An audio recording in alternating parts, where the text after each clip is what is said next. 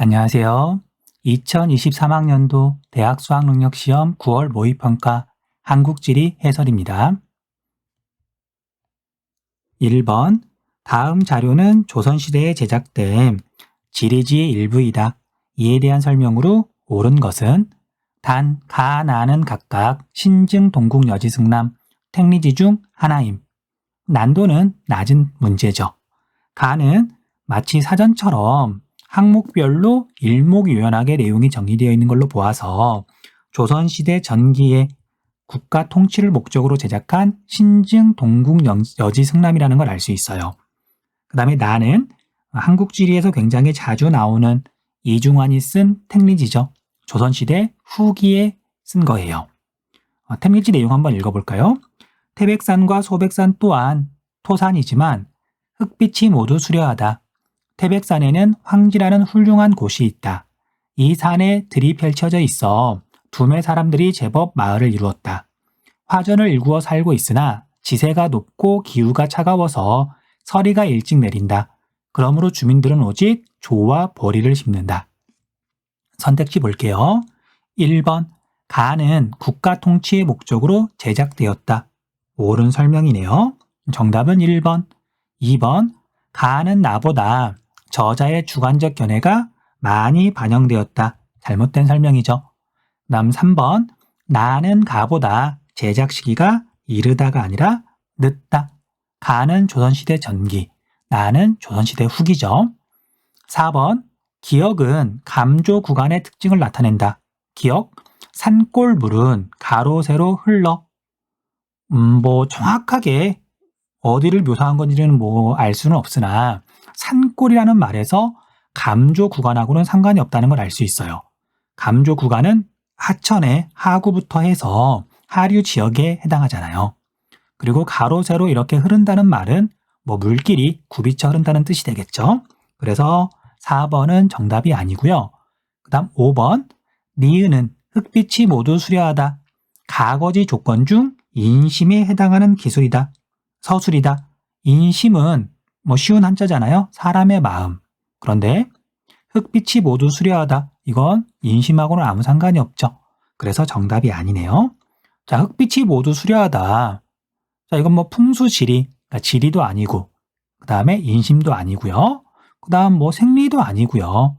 산수, 경치가 아름답다? 굳이 따지자면 산수 정도에 해당하겠네요.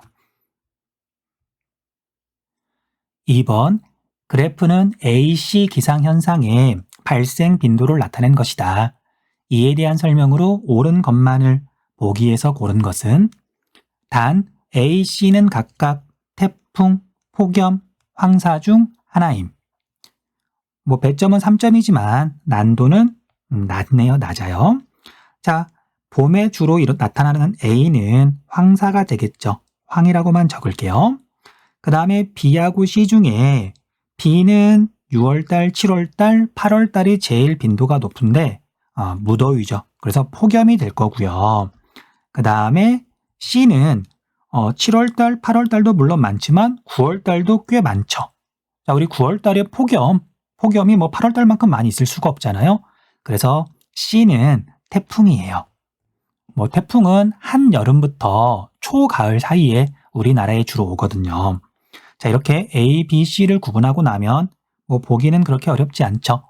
기억, A는 주로 북태평양 기단의 영향에 의해 발생한다. 이건 황사가 아니라 폭염에 대한 설명이죠. 그래서 정답이 아니고요. 니은 B는 저위도 해상에서 발생하는 열대저기압이다. 태풍에 대한 설명이죠. 그 다음 A는 황사는 C, 태풍보다 호흡기 및 안과 질환을 많이 유발한다. 옳은 설명이네요. 그 다음 리을 B는 폭염, C는 태풍이다. 옳은 설명, 정답은 5번이 되겠네요. 3번 다음 자료에 대한 설명으로 옳은 것만을 보기에서 고른 것은 단 A, C는 각각 변성암, 퇴적암, 화강암 중 하나임. A는 서울 북쪽에 있고요. 북한산 국립공원이라고 친절하게 이름도 알려줬네요. 자, 북한산은 대표적인 돌산이고요. 그리고 이 돌은 화강암이죠. 화강암. 자, 물론 중생대 중기에 일어난 대보조산운동 때 관입한 화강암이에요. A는 화강암. 그 다음에 B는 전라북도, 전라남도, 경상남도 경계에 있는 굉장히 큰 산, 지리산이죠. 지리산은 대표적인 흑산. 그래서 B의 기반암을 이루는 건 변성암이죠. 변성암. 자, 변성암이 풍화를 받아서 이제 흙이 만들어지는데 변성암 위를 흙이 두텁게 덮고 있는 거죠. 그 다음에 C는 자, 위치가 고성의 공룡 발자국 화석지라고 되어 있는데 위치가 조금 애매하게 표현이 되어 있네요. 사천에 가까운 것 같기도 하고 아무튼 뭐 고성은 강원도에도 고성이 있지만 경상남도 고성은 공룡 발자국 화석으로 유명하죠. 공룡하면 중생대. 그래서 C는 중생대 퇴적암이에요. 퇴적암. 물론 육성층이고요. 그 다음에 한반도의 주요 지질 계통과 지각 변동을 보면은요. 자, 가는 고생대 전기니까 평안 누춘군과 짝을 이루는 조선 누춘군이죠. 조선이라고만 적을게요. 해성층이고요. 그 다음에 다는 중생대 후기 백악기에 만들어진 거죠. 대동 누춘군.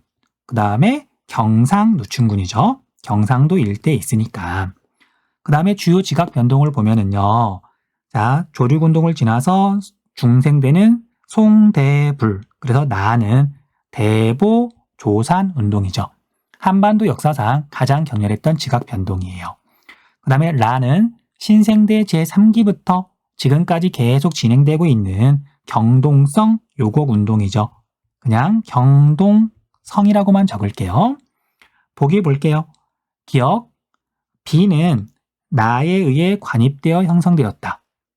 자, B는 변성암인데 나에 의해 관입되어 형성된 건 아니죠. B가 아니라 A에 대한 설명이에요. 그 다음에 니은 A는 가. 그 다음에 C는 다에 포함된다. 잘못된 설명이죠. A는 가가 아니라 나, 대보조산운동에 해당하는 거고요. 그 다음에 C는 다. 이건 뭐 옳은 설명이네요. 어쨌든 이건 반쪽만 맞으니까 정답이 아니네요. 그 다음 디귿 나에 의해 대보조산운동에 의해 중국 방향의 지질 구조선이 형성되었다. 옳은 설명이죠. 중생대, 중기에 중부지방을 중심으로 대보조산운동이 일어나서 중국 방향 지질 구조선이 형성되었다. 이렇게 정리하시면 되죠. 그 다음에 리을 라에 의해 동고서저의 경동지형이 형성되었다. 경동성 요곡운동, 경동지형 옳은 설명이죠. 정답은 디귿, 리을 5번이 되겠네요. 4번 그래프는 지도에 표시된 대구광역시 두 지역의 인구 특성을 나타낸 것이다. 가나 지역에 대한 설명으로 옳은 것만을 보기에서 고른 것은 자, 대구도 뭐 서울하고 비슷해요. 도시의 중심 부분이 도심 지역이고요. 그리고 여기는 상주 인구가 과거에 비해서 줄어든 인구 공동화 현상이 나타나고요. 주로 상업 업무 지구가 모여있죠. 기능이 모여있죠. 그 다음에 주변 지역 도시의 외곽 지역은 상대적으로 주거 기능이 집중해 있고요. 자, 가하고 나를 보면은요. 주간 인구 지수는 가가 100보다 커서 150 가까이 되죠. 그래서 도심 지역에 해당하고요. 나는 주간 인구 지수가 100이 안 되고요. 그리고 상주 인구가 가보다 훨씬 많죠. 주거 기능이 많이 있다는 얘기예요. 그래서 도시의 외곽 지역이 나가 되겠네요. 보기 볼게요. 기억. 가는 나보다 금융 및 보험업 사업체 수가 많다. 옳은 설명이고요. 니은 가는 나보다 전체 면적 중 논밭 비율이 높다가 아니라 낮다. 도심 지역에서 뭐 농사 짓는 거 없잖아요. 그 다음에 디귿 나는 가보다 초등학생 수가 많다. 초등학생은 집 가까운 데 있잖아요. 주거 지역에 당연히 있어야 되잖아요. 그래서 사는 사람이 많은 상주 인구가 많은 곳에 초등학교도 많아요. 옳은 설명이죠. 그 다음에 리을 나는 가보다 통근 통학 유출 인구가 적다가 아니라 많다. 다른 지역에 있는 직장으로 이제 출근하는 거죠. 정답은 기역 디귿 2번이네요. 5번.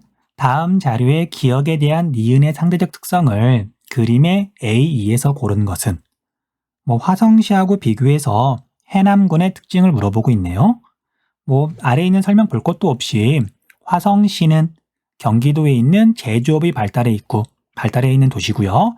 그 다음에 제2기 신도시인 동탄이 있어서 인구도 굉장히 많고 빠르게 늘어나는 도시예요. 그에 비해서 해남군은 땅끝 마을, 전형적인 촌락 지역이죠. 설명 볼게요.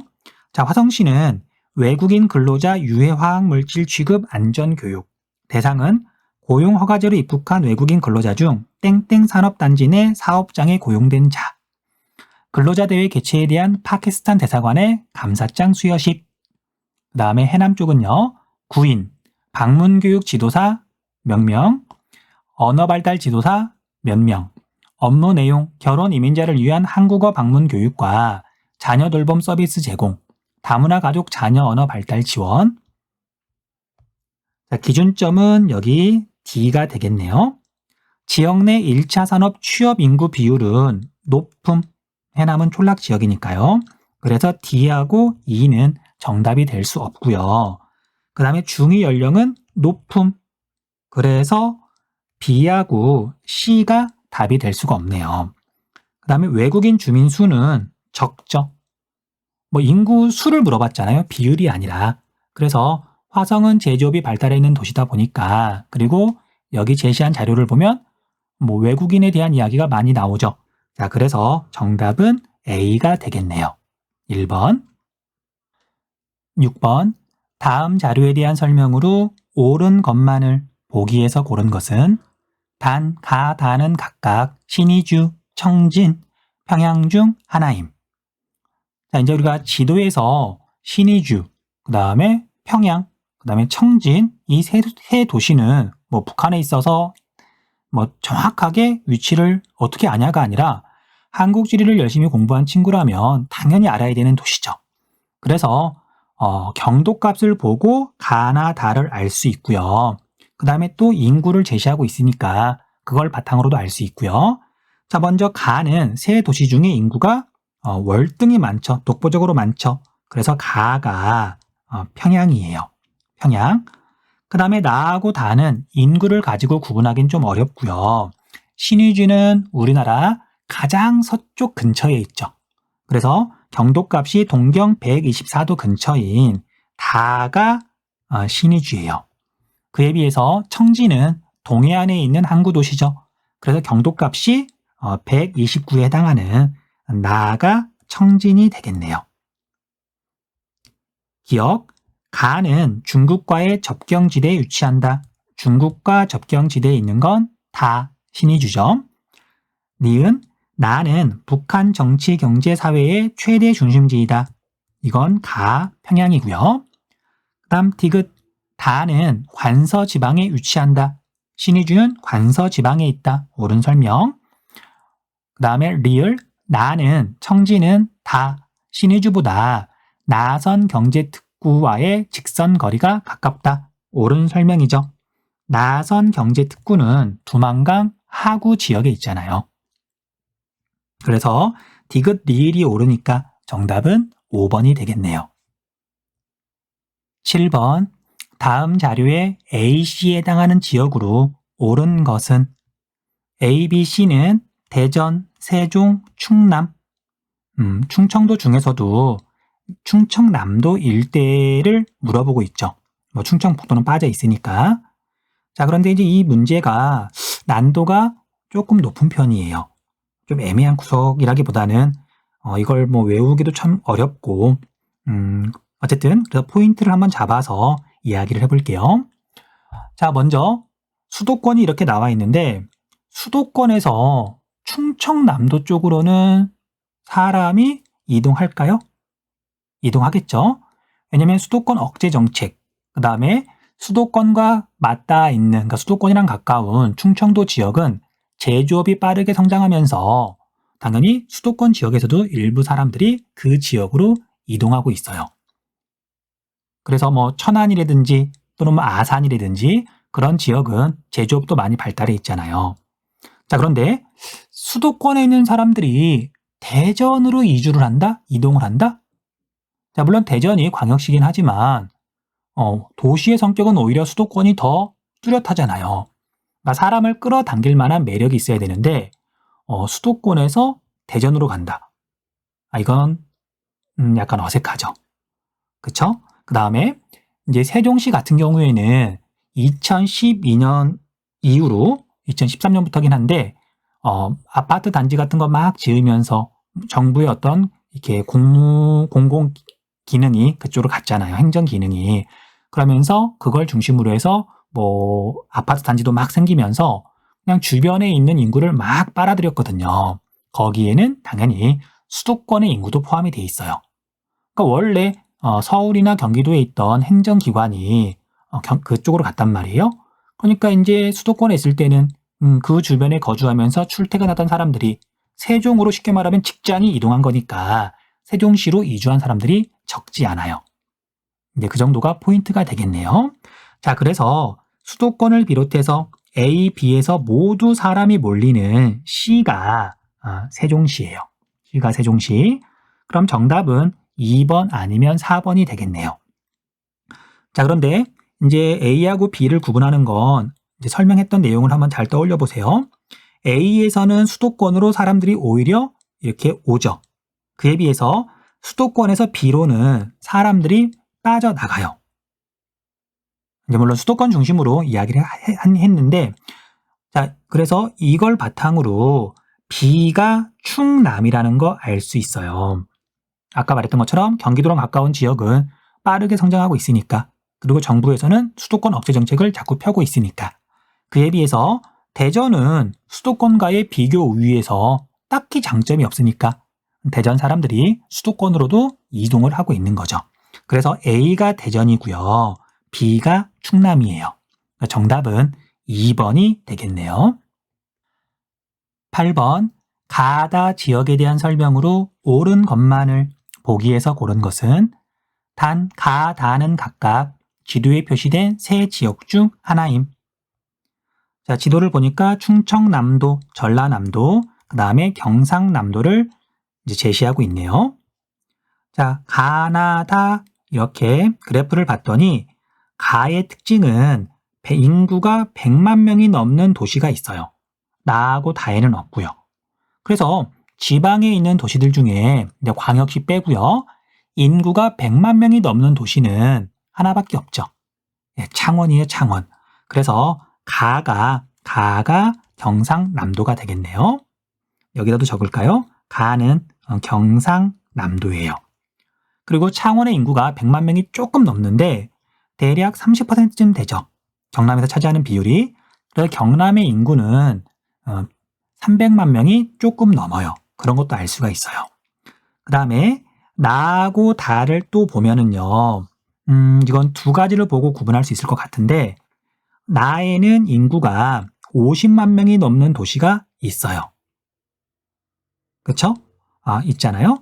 그런데 다에는 없어요. 자, 지방에서 인구가 50만 명이 넘는 도시도 몇 개 안 되거든요. 한번 이렇게 살펴보면 충청남도에 천안이 있고요. 그 다음에 전라북도에 전주가 있고요. 그 다음에 경상북도에 포항이 있고요. 그 다음에 경상남도에 김해가 있어요. 창원은 빼고요. 정말 몇 개 안 돼요. 그래서 인구가 50만 명이 넘어가는 지방 도시도 외우셔야 돼요.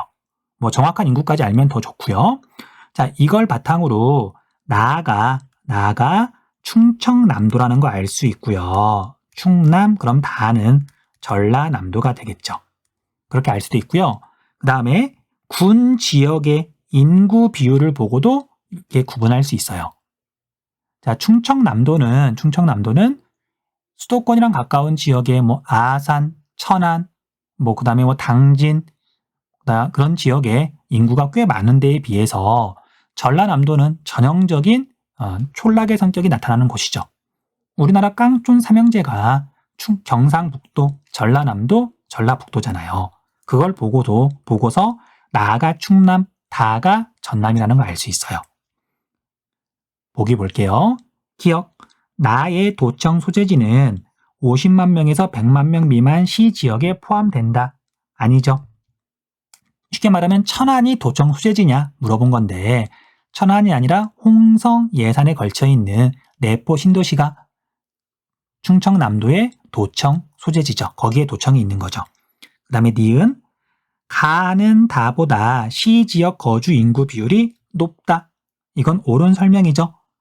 군 지역이 촌락인 거고요. 20만 명 미만 시 이상 그 부분이 도시 지역에 거주하는 인구 비율인 거죠. 옳은 설명. 그 다음에 디귿, 나는 다보다 지역 내 2차 산업 취업 인구 비율이 높다. 옳은 설명이죠. 충청남도가 전라남도보다 2차 산업 취업 인구 비율이 높아요. 그 다음에 리을, 가는 충남, 나는 경남이다. 서로 반대로 뒤집혔죠. 자, 그래서 니은 디귿이 옳은 설명이니까 3번이 정답이네요. 9번, 그래프는 지도에 표시된 내 지역의 농업 특성을 나타낸 것이다. 가라 지역에 대한 설명으로 옳은 것은 지역 내 겸업 농가 및 밭 면적 비율을 나타내고 있네요. 자, 먼저 가는 밭 면적 비율이 거의 100%예요. 볼 것도 없이 제주도죠. 제주도. 제주라고 여기다도 적을게요. 제주가 가고요. 그 다음에 제주도를 제외하고 나서 겸업 농가 비율을 봤더니 라가 나하고 다보다 훨씬 높죠. 그래서 겸업 농가의 비율이 이렇게 높으면 경기죠, 경기. 라가 경기예요.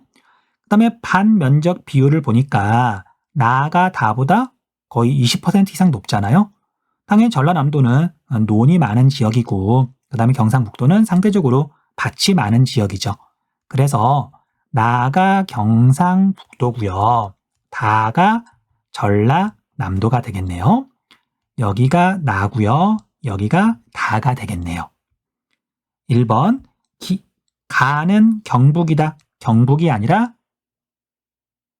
제주죠. 제주인데 그쵸? 그래서 정답이 아니고요. 그 다음에 2번 나는 경북은 경기보다 과수 재배 면적이 넓다. 경북은 우리나라에서 과수 생산량이 제일 많죠. 당연히 과수 재배 면적이 제일 넓은 거고요.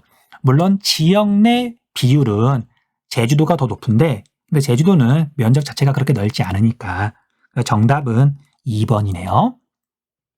3번 전남은 경북보다 지역 내 전업농가 비율이 높다. 잘못된 설명이죠. 겸업농가 더하기 전업농가 그 비율이 100%. 그러니까 100에서 겸업농가 비율을 빼면 쉽게 판단할 수 있죠. 4번 경기는 전남보다 맹류 생산량이 많다. 잘못된 설명이죠. 맹류, 보리는 따뜻한 남부지방, 전남, 전북, 경남에서 주로 재배하고 다른 지역은 거의 재배하지 않죠. 물론 제주도도 보리 종류, 맹류를 재배하긴 하는데 제주도는 벼농사를 거의 지을 수가 없으니까 그루가리 형태가 아니잖아요. 그래서 제주도를 물어보는 경우는 별로 없어요. 마지막 5번 가라 중 전체 농가 수는 제주가 가장 많다. 잘못된 설명이죠. 경상북도가 농가 수가 제일 많아요. 10번 다음 글의 기억 디귿에 대한 설명으로 옳은 것만을 보기에서 고른 것은 부산, 울산, 경남의 초광역적 협력 사업에 모아지는 관심 2022년 몇 월 며칠 지방자치단체가 주도하는 부산, 울산, 경남 특별연합의 협약식이 개최되었다. 이 연합은 시도 경계를 넘어서는 교통망을 구축하고 부산, 울산, 경남의 산업 거점 간 연계를 강화하는 협력사업 계획을 발표하였다. 이 계획이 예상대로 진행되면 니은 수도권에 대응하는 단일 생활 경제권이 조성되어 지역주도 균형 발전에 기여할 것으로 기대된다. 그러나 지역 간 이해 차이 등으로 인해 원활한 협력 가능성에 대한 회의적인 시각도 존재한다. 기억의 전체 인구는 서울의 인구보다 많다. 잘못된 설명이죠. 자, 우리나라 인구가 약 5천만 명, 5천만 명이 조금 넘는데요. 그 가운데 절반 정도가 수도권에 살아요. 그럼 이제 나머지 인구가 2,500만 명 정도잖아요. 2,500만 명 정도의 절반 정도가 이제 영남권에 살아요. 그런데 영남권은 경상북도, 대구를 포함하잖아요. 그래서 절반 정도니까 뭐 1,200에서 1,300만 명 정도가 영남권의 총 인구인데 여기에서 대구 약 250만 명, 그 다음에 경상북도도 뭐 그 정도쯤 되고요. 그래서 경북과 대구를 합치면 500만 명쯤 되는데 그러면 경상남도, 그 다음에 울산, 부산은 인구가 1,000만 명이 훨씬 안 되는 거죠. 그런데 서울의 인구는 약 1,000만 명. 그래서 기억은 잘못된 설명이에요. 자, 물론 부산의 인구 약 350만 명, 그 다음에 경상남도의 인구 약 300만 명, 그 다음에 울산의 인구 약 100만 명 이렇게 더해서 뭐 판단해도 되긴 하는데 뭐 아무래도 좋아요. 어쨌든 기억은 잘못된 설명이죠. 그 다음에 니은, 기억 중 1인당 지역 내 총 생산은 울산이 가장 많다. 대기업 중심이고 중화공업이 발달해 있고 울산 잘 사는 지역이죠. 니은 옳은 설명이고요. 그 다음에 디귿, 디귿은 제1차 국토종합개발계획의 핵심 목표였다. 균형발전?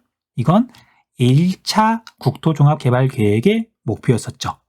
1차란다. 미안해요. 1차가 아니라 3차 이후에 추진이 됐고 뭐 4차, 그 다음에 지금 진행 중인 5차에서 핵심 목표죠. 자, 그래서 이건 잘못된 설명이죠. 리을, 기억은 니은보다 정보통신업 사업체 수가 적다. 정보통신업 사업체는 뭐 첨단 산업이라고 봐도 좋겠죠. 수도권에 집중해 있죠. 그래서 옳은 설명이에요. 니은, 리을이 정답이네요. 4번. 11번. 다음은 한국지리 온라인 수업의 한 장면이다. 교사의 질문에 옳게 답한 학생만을 고른 것은? 왼쪽에 있는 지형도는 뭐 다랑시 오름, 만장굴 이걸 보고서 제주도라는 걸 쉽게 알 수 있고요. 그 다음에 전체적인 모양이 등고선이 굉장히 듬성 이렇게 있고 그 다음에 그 중간에 물론 확대되어 있긴 하지만은요. 동심원에 가까운 이렇게 등고선이 촘촘하게 있고 정상 부근에 여기 부분에 저하 등고선이 있죠. 이걸 보고서 제주도라는 걸 알 수가 있어요. 한라산 기슭에 있는 오름을 나타낸 거죠. 기생화산을 나타낸 거죠. 그 다음에 오른쪽에 있는 지형도는 단양이라는 걸 보고서 그 다음에 저하 등고선이 물론 개수가 여기에는 2개밖에 지금 표시가 안 되어 있긴 하지만 해발 고도가 비슷한 곳에 그 다음에 불규칙한 형태의 저하 등고선이 이렇게 있고 2개가 어쨌든 해발 고도가 비슷한 곳에 있잖아요. 화산 분화구는 아니죠. 돌리네를 나타내는 거예요. 그 다음에 여기 불규칙한 모양은 웅덩이가 아마도 2개 또는 그 이상이 이렇게 합쳐졌을 가능성이 크겠네요. 자, 아무튼 그래서 오른쪽에 있는 지형도는 단양이라고 적지만 카르스트 지형을 나타낸 거죠. 교사, 지도의 A2에 대해 설명해 볼까요? 갑, A, 만장굴과 이 고수 동굴은 기반함의 용식을 받아 형성된 동굴이에요. 자, 이건 2만 옳은 설명이고요. A 만장굴은 용암 동굴이죠. 용암이 흘러가는 과정에서 표면과 내부의 냉각 속도 차이 때문에 용암 동굴이 만들어지죠. 갑은 설명이 잘못됐고요. 그 다음에 을, B와 D는 주로 논보다 밭으로 이용되고 있어요. 제주도 밭농사, 카르스트 지형 밭농사, 옳은 설명이죠. 그 다음 평, C와 D는 차별 풍화 침식으로 형성된 분지 지형이에요. 자, D는 돌리네 또는 우발라, 차별 풍화 침식으로 만들어진 거 맞는데 근데 우리가 C는 화산 분화구잖아요. 그래서 틀린 설명이고요. 정, D의 기반함은 석회암, 고생대, 그 다음에 B의 기반함은 화강암, 뭐 아마 화강암이겠죠. 제주도니까. 설령 뭐 다른 암석 일리는 없고 아무튼 제주도 자체가 신생대에 만들어졌으니까 B의 기반함은 신생대. 그래서 옳은 설명이죠. 정답은 4번이네요. 12번. 가다 지역에 대한 설명으로 옳은 것은 단, 가, 다는 각각 지도에 표시된 세 지역 중 하나임. 호남 지방을 나타낸 지도를 먼저 보면은요. 광주는 뭐 너무 쉽게 알 수 있고요. 그 다음에 여수도 시험에서 자주 물어보니까 뭐 구분할 수 있죠. 그 다음에 전라북도 동쪽 지역에 있는 여기는 진안이에요. 뭐 진안을 물어보는 경우는 거의 없는데, 자, 이제 우리가 한국 지리를 열심히 공부했는데 약간 낯설다. 그러면 촌락 지역이라고 생각하시면 돼요. 뭐 광주는 광역시고요. 여수는 석유화학 공업이 발달해 있는 중화공업 도시죠. 물론 관광지로도 유명하고요. 자, 이제 왼쪽에 있는 그래프 볼게요. 연령층별 인구 비율 및 아파트 비율을 봤더니 가나 다 중에 가는 65세 이상 인구 비율이 거의 40% 가까이 돼요. 완전 촌락이죠. 그래서 진안이 가가 되겠네요. 그 다음에 주택 유형 중 아파트 비율은 뭐 10%도 안 되고요. 진안은 그렇네요. 그 다음에 나하고 다는 뭐 주택 유형 중 아파트 비율을 보고 구분하는 게 좋을 것 같아요. 자, 광주는 광역시다 보니까 촌락 지역이 상대적으로 적죠. 인구 비율로 해도 마찬가지고요. 그래서 광주는 아파트 비율이 더 높아요. 그래서 다고요. 그 다음에 여수는 석유화학 공단이 있고 뭐 그 주변으로 당연히 아파트도 많이 있겠지만 여기는 당연히 촌락 지역도 많이 포함하고 있어요. 지방이잖아요. 그래서 아파트의 비율이 상대적으로 광주보다는 낮을 수밖에 없죠. 자, 이렇게 구분하고 선택지 볼게요. 1번 가는 전남에 위치한다. 전남이 아니라 전라북도에 있죠. 그 다음 2번 가는 다보다 진안은 광주보다 인구 밀도가 낮다. 잘못된 설명이죠. 3번 나는 가보다 서울로의 고속버스 운행 횟수가 많다. 자, 고속버스 운행 횟수는 두 도시의 상호작용이라고 보면 되죠. 그런데 도시가 상호작용을 할 때는 크게 두 가지가 영향을 미쳐요. 하나는 인구 규모. 인구가 많은 도시일수록 서로 상호작용을 많이 하고요. 그 다음에 서로 떨어져 있는 거리가 영향을 미쳐요. 자, 이제 진안하고 여수를 보면 당연히 진안이 서울하고 더 가까이에 있어요. 하지만 서울에서 보면 뭐 진안이나 여수나 꽤 멀어요. 여수는 좀 아주 멀고요. 자, 그런데 이제 인구 규모를 봤더니 진안은 이제 완전히 촌락. 그 다음에 여수는 나름 인지도가 있는 중화공업 도시잖아요. 인구가 훨씬 많아요. 그래서 고속버스 운행 횟수는 진안보다 여수가 더 많다. 3번이 정답이네요. 4번 다는 나보다 노령화 지수가 높다. 노령화 지수는 유소년층 인구에 비해서 노년층 인구가 얼마나 많냐, 그걸 나타내는 지표죠. 그래서 이건 잘못된 설명이고요. 그 다음 5번 총부양비는 15세에서 64세 인구 비율하고 반비례하죠. 그래서 총부양비가 제일 높은 건 진안, 노년층 인구가 너무 많아요. 비율이 높아요. 그 다음에 두 번째는 그 다음에 광주가 총부양비가 세 지역 중에는 제일 낮겠네요. 13번 가다에 해당하는 신재생 에너지로 옳은 것은 가다 생산량 상위 5개 시도를 포함하고 있다. 자, 문제의 선택지를 보니까요. 태양광, 수력, 풍력 세 가지를 물어보고 있네요. 자, 뭐 어떤 걸 봐도 뭐 자기 노하우대로 풀면 좋을 텐데 제주도가 있으면 뭐 제주도를 먼저 보는 것도 괜찮아요. 제주도, 바람이 많은 삼다도잖아요. 그리고 제주도는 수력 발전을 할 수가 없잖아요. 다 지하로 빨리빨리 스며들어 버리니까. 그래서 3번은 답이 될 수가 없고요. 그 다음에 제주도는 바람이니까 아마도 1번 아니면 5번이 정답일 것이다. 참고로 태양광을 제주도에서 안 하는 건 아니에요. 하지만 우리가 생산량을 봤을 때 제주도는 면적이 좁잖아요. 그러다 보니까 태양광을 하는 양 자체가 다른 시도보다 적을 수밖에 없죠. 그래서 태양광에서 제주도는 순위권에 있을 수가 없어요. 그래서 2번하고 4번은 정답이 아니에요. 다음 수력하고 태양광을 구분하는 건 쉽죠. 태양광은 호남지방, 전남, 전북이 1, 2등이잖아요. 그래서 나가 태양광이고요. 그 다음에 가는 강원, 충북, 특히 충북이 포함되어 있으면 순위권에 있으면 수력이라고 보시면 되죠. 그래서 1번이 정답이네요. 14번 그래프는 지도에 표시된 내 지역과 서울 간의 가나 시기별 강수량 차이를 나타낸 것이다.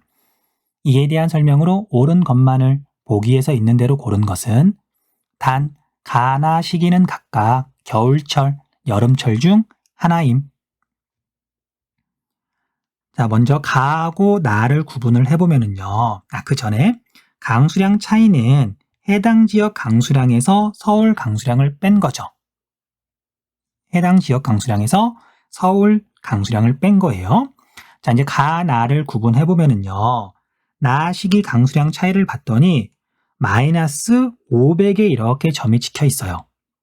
자, 이게 무엇을 뜻하는 거냐면 그 시기에 서울의 강수량이 A보다 500mm쯤 더 강수량이 많다는 얘기잖아요. 석 달 동안. 그런데 서울의 연 강수량, 서울이니까 외워야 된다고 했잖아요. 서울은 1450mm. 그런데 석 달 동안 어떤 지역보다 무려 500mm쯤 더 내렸다. 여기에 해당하는 건 여름철일 수밖에 없어요. 겨울철에는 서울의 연 강수량이 500mm가 당연히 안 되죠. 서울의 연 강수량이 1450인데 그래서 나가 겨울이고요. 그 다음에 가가 잘못했네요. 나가 여름이고요. 그 다음에 가가 겨울이 돼요. 자, 그래서 이제 A, B, C, D를 구분을 해보면 제일 쉬운 건 아무래도 B가 되겠네요. B 같은 경우에는 여름에는 서울보다 400mm 이상 강수량이 적지만 겨울에는 300mm 가까이 강수량이 많아요. 겨울철 강수량이 굉장히 많은 거죠. 물론 서울이 겨울철 강수량이 많은 편은 아니긴 하지만 그래서 B는 울릉도예요. 울릉도. 그냥 지도에다가 기호만 표시할게요. 그 다음에 A도 어렵지 않게 이렇게 찾을 수 있어요. 자, 북한은 대체로 강수량이 많지 않죠.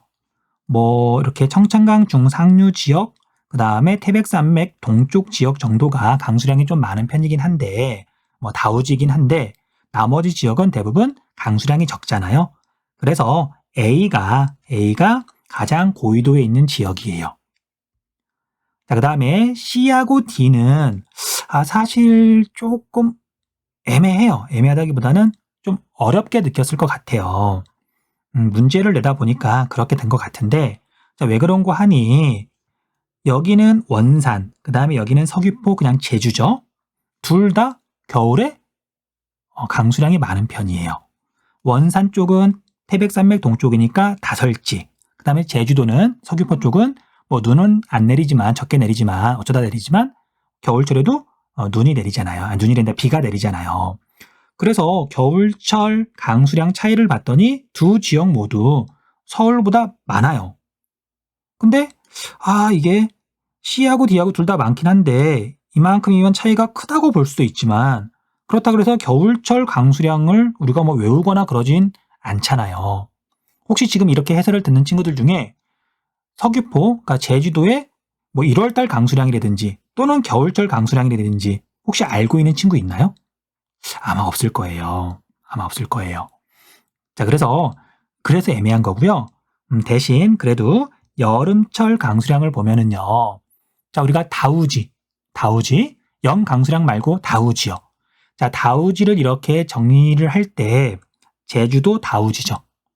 태풍 영향도 많이 받고 장마 전선도 영향을 크게 받고 그 다음에 남해안 일대 그리고 한강 중상류 지역, 서울을 포함해가지고 여기가 다우지였잖아요. 남한에서는.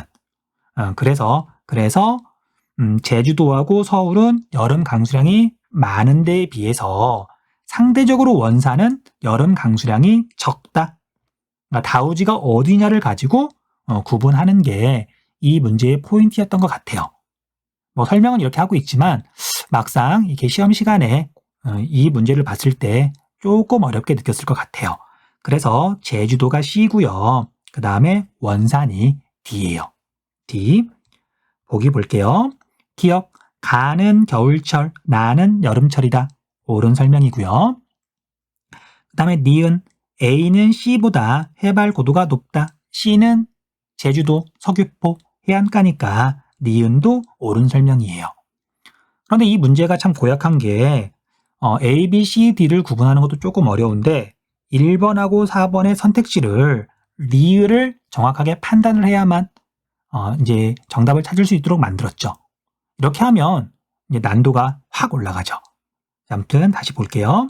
디귿 B는 C보다 열대야 발생 일수가 많다. 울릉도가 서귀포보다 열대야 발생 일수가 많을 리가 없죠. 디귿은 잘못된 설명이고요. 그 다음에 리을 D는 B보다 기온의 연교차가 크다. 뭐 둘이 이렇게 뭐 유도 차이가 큰 건 아니지만 B 울릉도는 동해 한가운데 있잖아요. 그리고 D보다 위도도 조금 낮고요. 그래서 연교차가 더 작아요. 그래서 리을은 옳은 설명이 되겠네요. 정답은 4번이에요. 15번. 그래프는 우리나라의 해안선 굴곡도 변화를 나타낸 것이다.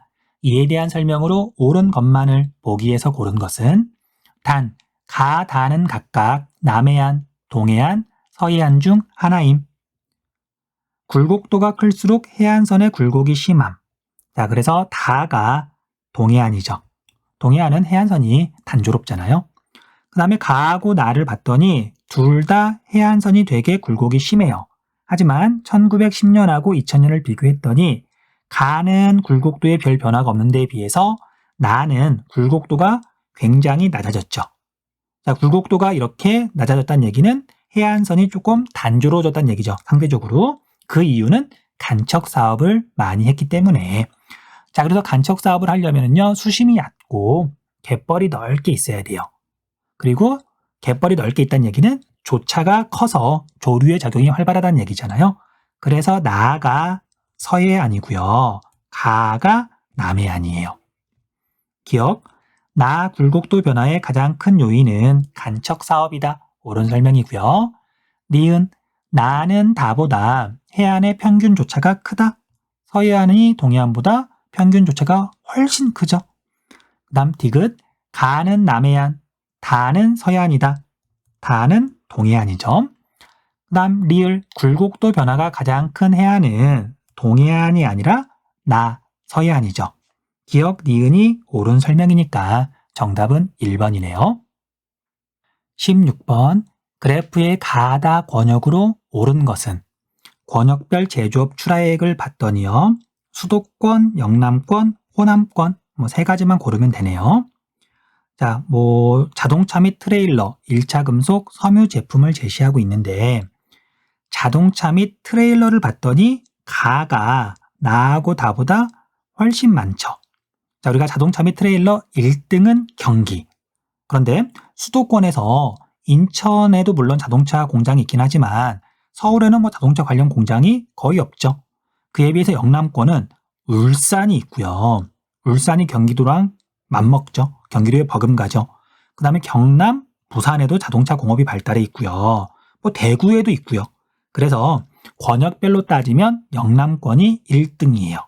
가가 수도권. 아니, 수도권이란다. 이런 실컷 설명하고요. 수도권이 아니라 영남권이죠. 가가 영남권. 그 다음에 1차 금속을 보고도 구분할 수 있어요. 자, 1차 금속 1등이 경상북도이죠. 포항이 가장 먼저 대규모 제철소가 생긴 곳이니까 그걸 보고도 가가 영남권이라는 걸 알 수가 있어요. 그 다음에 이제 수도권하고 호남권을 구분을 해야 되는데, 자, 1차 금속을 봤더니 나하고 다는 뭐 큰 차이는 안 나죠. 하지만 자동차 및 트레일러가 나가 다보다 2배 이상이죠. 자, 수도권은 경기도가 자동차 전체 1등. 그 다음에 호남권에서 자동차는 전북, 전남 자동차랑 거의 관련이 없죠. 광주의 기아 자동차. 그런데 광주가 한 5등쯤 하나요? 어쨌든 경기도가 1위고 호남권은 자동차 공업이 광주 외에는 거의 없으니까 그걸 보고서 나가 수도권이라는 거 알 수 있고요. 다가 호남권이에요. 정답은 3번이 되겠네요. 물론 이제 섬유 제품을 보고 구분할 수도 있어요. 자, 섬유하면 사실 대구가 떠오를 테지만 그런데 이제 대구가 1등은 아니잖아요. 경북 또는 경기 여기에 섬유가 많고요. 호남권에는 섬유가 거의 없어요. 그러다 그걸 보고서 섬유가 적은 다가 경기하고 경북이 아니구나. 영남권이 아니구나. 그거 보고 다가 호남권이라고 알아봐도 괜찮아요. 정답은 3번. 17번. 다음 글의 기역 미음에 대한 설명으로 옳은 것은 단, 타 국가의 행위는 우리나라에 사전 허가가 없었음. 자, 17번 문제는 그러니까 보통 이제 지도를 제시하고 지점을 표시한 다음에 영해냐 또는 배타적 경제 수역이냐 이런 걸 물어보면 지도를 제시하면 난도가 그렇게 높지 않아요. 그런데 이 문제는 그냥 글로만 표시를 했죠. 그러다 보니까 난도가 조금 높을 수도 있는데 그렇다 그래서 그닥 어려운 문제는 사실 또 아니에요. 기본기만 잘 다졌으면 정답을 찾을 수 있거든요. 자, 아무튼 볼게요. 전남 고흥군 나로 우주센터는 누리호 발사 과정에서 생길 수 있는 안전 문제를 차단하기 위해 발사대 주변 해상과 상공에 대한 통제 구역을 발표하였다. 통제 내용은 해당 내수에서의 선박 운항, 그리고 해당 내수와 영해의 수직 상공에서의 항공기 운항 등이다.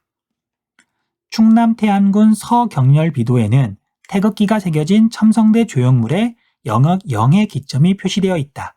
이 기점에서 서쪽으로 약 90km를 가면 한중 잠정 조치 수역이 시작된다. 서경렬 비도를 지나는 직선 기선과 한중 잠정 조치 수역 사이 해역에서는 주변국 어선의 불법 조업을 감시하는 활동이 이루어진다. 1번, 기역에서 간척 사업이 이루어지면 영해가 확대된다. 잘못된 설명이죠. 내수는 영토 안에 있는 물이라는 뜻이에요. 한강의 물줄기 아니면 저수지, 호수 그런 곳은 땅은 아니잖아요. 근데 영토인데 물이 이렇게 차 있으니까 그런 부분을 내수라고 부르는데 다시 자, 우리가 그래서 내수가 제일 넓은 곳은요. 직선 기선이 이렇게 있으면 자, 기선이라고 하는 건 영해가 시작되는 지점이자 영토가 끝나는 지점이죠. 그 경계선이죠. 그래서 직선 기선이 이렇게 있으면 이쪽은 영해고요. 이쪽은 영토인데 육지가 이렇게 있으면 육지와 직선 기선 사이 이 바다가 내수가 되는 거예요. 자, 그래서 내수에서 간척 사업을 하면 그래서 이런 데서 간척 사업을 하면 영해에는 아무 영향이 없어요. 내수가 줄어들겠죠. 내수의 면적이. 자, 그래서 1번은 잘못된 설명이고요. 변화 없음. 2번, 니은에서는 중국 군용기의 통과가 허용된다. 영해의 수직 상공이 영공인데 영공은 영해랑 달리 민간기나 헬리콥터나 그런 거 다 따지지 않고요. 그 어떤 것도 허락 없이 통과할 수 없어요. 2번은 잘못된 설명. 다음 3번, 디귿과 가장 가까운 육지 사이의 수역은 기역에 해당한다. 자, 디귿, 서경렬 비도하고 제일 가까운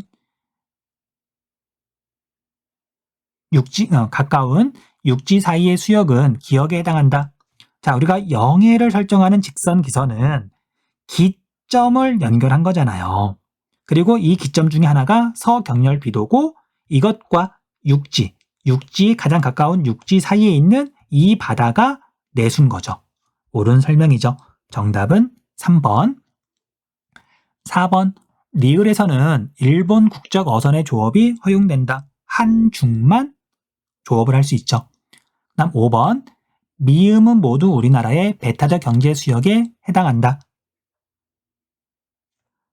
자, 서경렬 비도를 지나는 직선 기선이 이렇게 있으면은요. 여기서부터 서쪽으로 약 90km 수역을 지금 말하고 있는데, 그러니까 한중 잠정 조치 수역 사이 여기 90km 사이를 말하고 있는데, 여기는요. 직선 기선에서부터 바깥쪽으로 12해리, 이 부분은 우리나라의 영해. 그 다음에 영해가 끝나는 지점부터 한중 잠정 조치 수역이 시작되는 이 지점은 우리나라의 배타적 경제 수역이에요. 그래서 5번은 잘못된 설명이죠. 여기에는 우리나라 영해도 포함된다. 18번 다음 자료는 충청북도 세 지역의 인구 및 산업 특성을 나타낸 것이다. 이에 대한 설명으로 옳은 것은 단, 가, 다, A, C는 각각 보은, 진천, 청주 중 하나임. 자, 이 문제 난도가 꽤 높아요. 사실 청주의 산업 구조? 수업 시간에 자세히 하는 교사나 강사가 있을까요? 잘 모르겠네요. 그 다음에 진천은 이제 혁신 도시라고 해서 다루기는 하는데 진천만 따로 또 이렇게 자세히 설명하는 사람이 있는지 모르겠네요. 물론 이제 보은도 수업 시간에 말을 거의 하진 않는데 뭐 보은은 촌락이니까. 어쨌든 이게 그래서 난도가 꽤 높은 것 같아요. 자, 어쨌든 세 지역의 특징을 좀 이렇게 이야기를 하면 아마 감을 좀 잡을 수는 있을 거예요. 자, 보은은 충청북도에 있는데 완전히 촌락이고요. 속리산이 있는 촌락 지역이에요. 그 다음 청주는 인구가 80만 명이 넘어가는 나름 대도시 지역이에요. 대도시? 그럼 대도시는 물론 이제 지방에 있는 대도시다 보니까 그리고 광역시는 아니고요. 설령 광역시라 하더라도 부산에도 뭐 공장이 있고 광주에도 공장이 있고 뭐 대구에도 공장이 있으니까 서울하고는 조금 다르죠.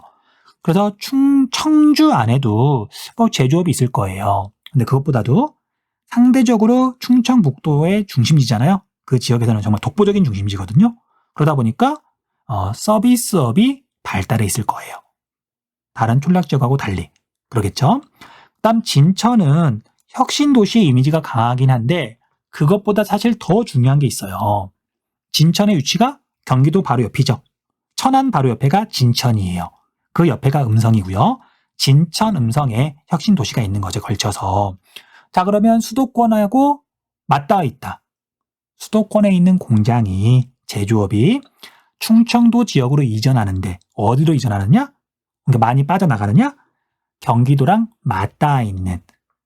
그래서 서산부터 해가지고요. 서산, 당진, 아산, 천안.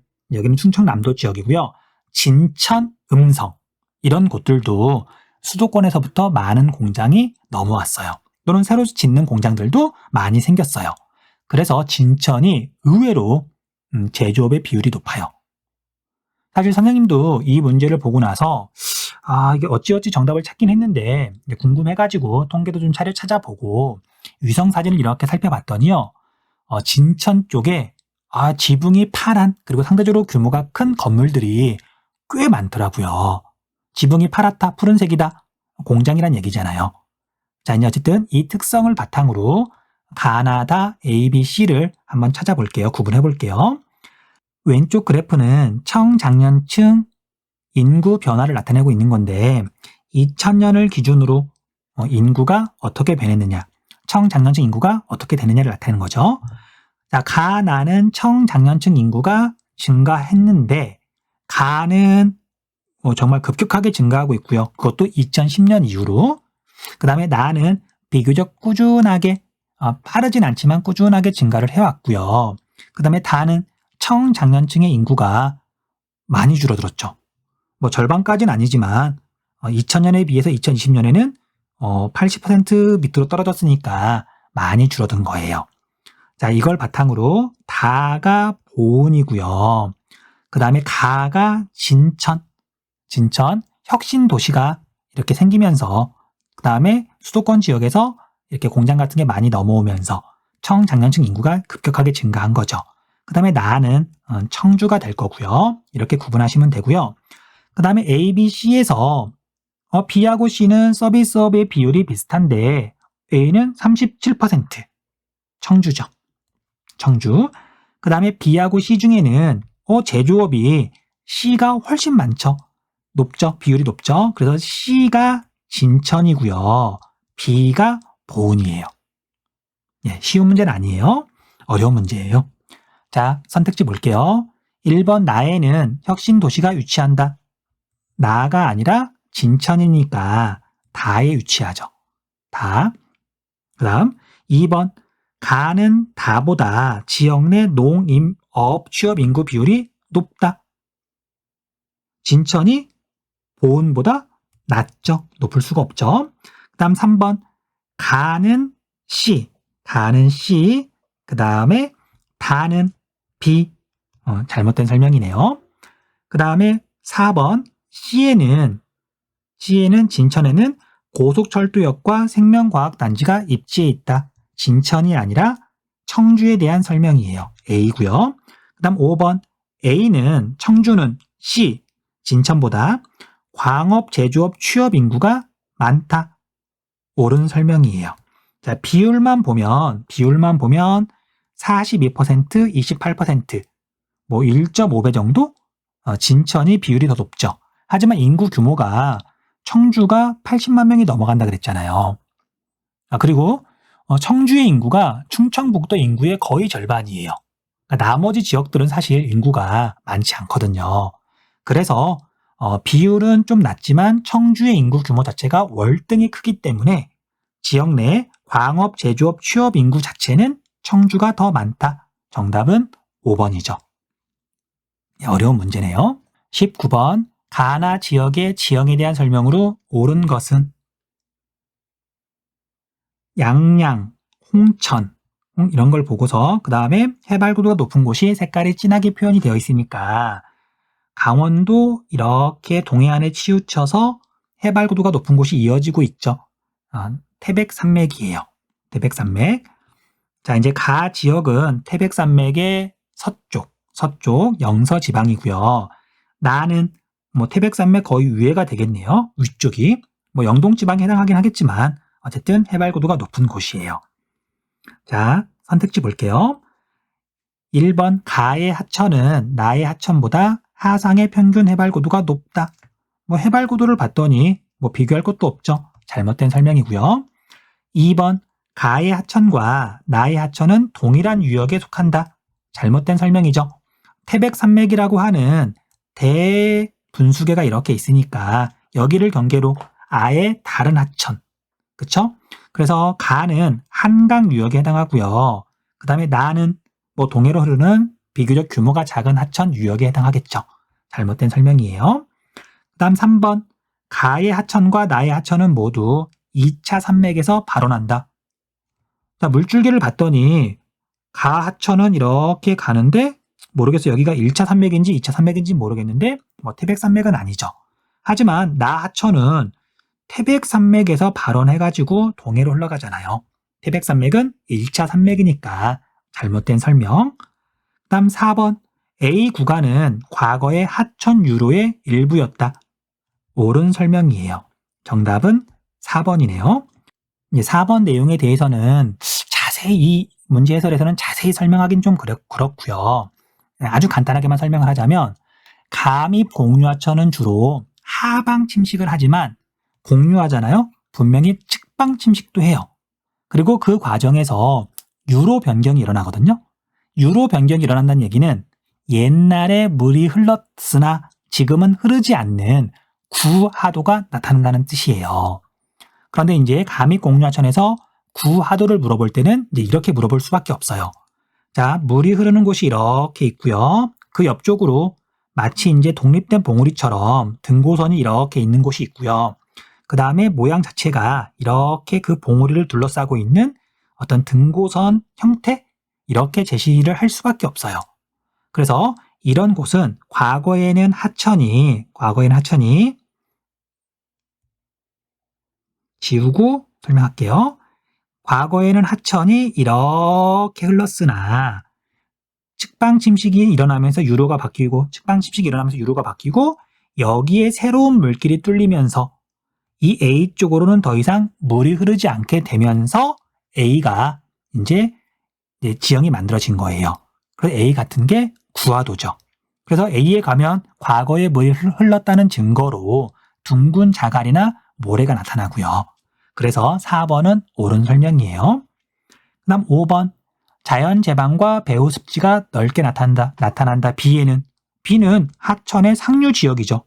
그리고 여기 지형도에서 보듯이 하천 양 옆으로 뭔가 쌓여 있거나 그런 거 없잖아요. 그냥 등고선이 되게 촘촘하잖아요. 그냥 골짜기예요. 5번은 잘못된 설명. 20번.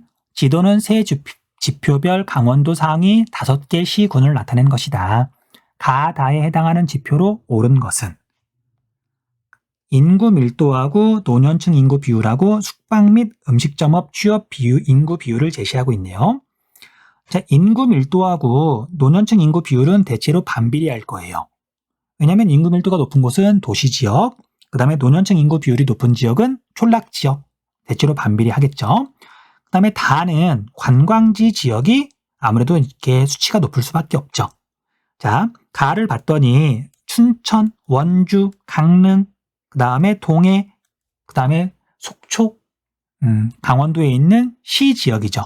물론 태백, 삼척도 이렇게 좀 있긴 하지만 그래서 가는 인구 밀도에 해당해요.